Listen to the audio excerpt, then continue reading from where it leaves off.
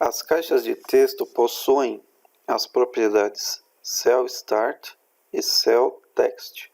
Eu vou explicar o que são essas duas propriedades.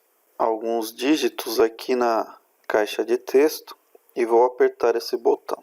Aqui me diz que o cursor estava após o 9º caractere da caixa de texto quando eu apertei esse botão.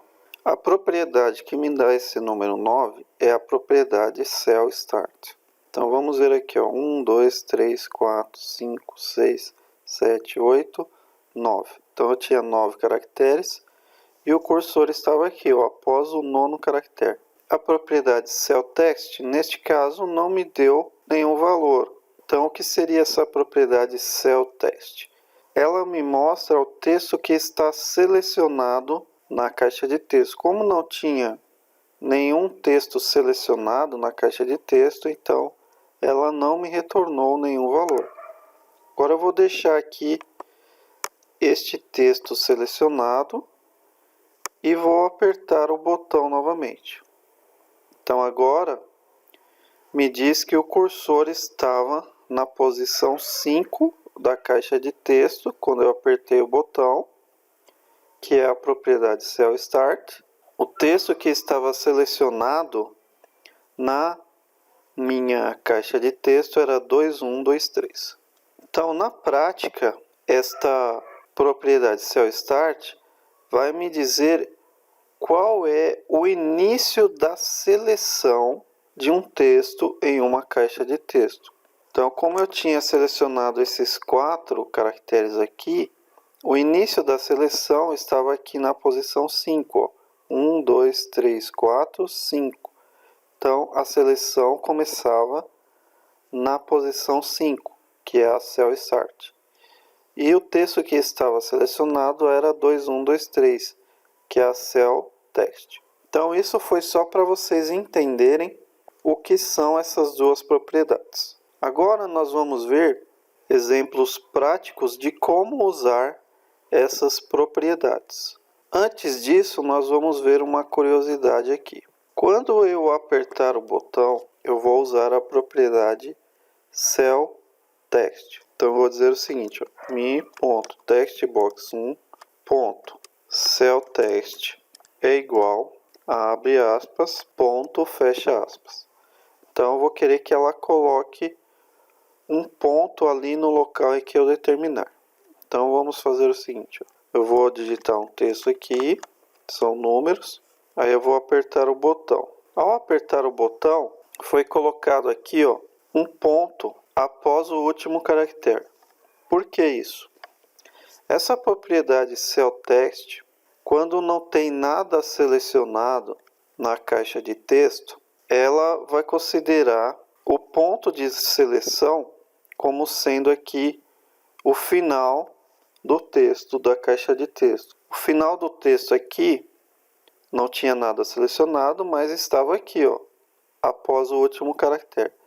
Então, como eu disse o seguinte, eu disse que a propriedade CellText vai ser igual a um ponto, então ali no local em que estava CellText, que era após o último caractere, foi colocado um ponto. Então ela funciona assim, ó. Se não tiver nada selecionado na caixa de texto, ela vai colocar esse caractere que você disse para colocar após o último caractere. Agora vamos ver o que acontece se tiver um texto selecionado. Então eu vou deixar selecionado aqui, ó, 2151 e vou apertar o botão. Então ela substituiu aquele texto que estava selecionado pelo ponto. Quando tem um texto selecionado e você define que a CellText vai ser um determinado caractere, ela vai apagar aquele texto selecionado e vai colocar aquele caractere que você definiu no lugar do texto selecionado.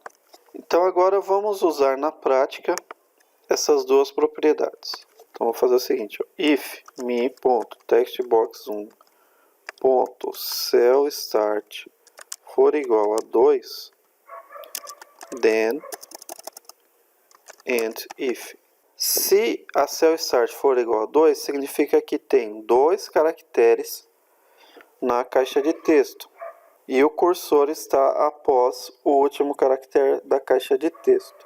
mi.textbox1.celltext vai ser igual a abre aspas barra fecha aspas. Então lembra que quando não tem nada selecionado na caixa de texto e eu mando colocar um caractere na cell text, ele coloca no final do texto da text box? Sim. Então o que eu estou definindo aqui é que quando a caixa de texto estiver com 2 caracteres, é para colocar uma barra após esse segundo caractere da caixa de texto. Então vamos ver isso funcionando. Eu vou digitar 2 números aqui, não aconteceu nada, então não funcionou. Eu tenho que acionar o botão aqui, ó.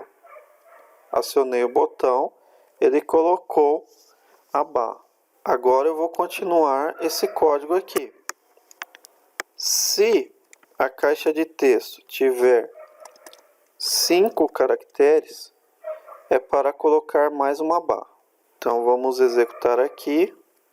Vou digitar 1, 2 e vou apertar o botão. Colocou a barra. Agora eu vou colocar mais 2 números. Então agora a caixa de texto está com 5 caracteres. Vou apertar o botão. Ele colocou mais uma barra. Agora eu vou tirar aqui do evento clique do botão e vou colocar no evento keyPress da caixa de texto.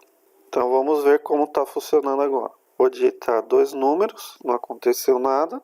Mas se eu digitar mais, ele coloca a barra e coloca o número que eu digitei. Aí aqui eu digitei mais 2 números, não aconteceu nada. Se eu digitar mais números, ele coloca a barra e o número que eu digitei. Então esta era a explicação que eu queria dar para vocês. Se você gostou deste vídeo, deixe o seu like e se inscreva no canal.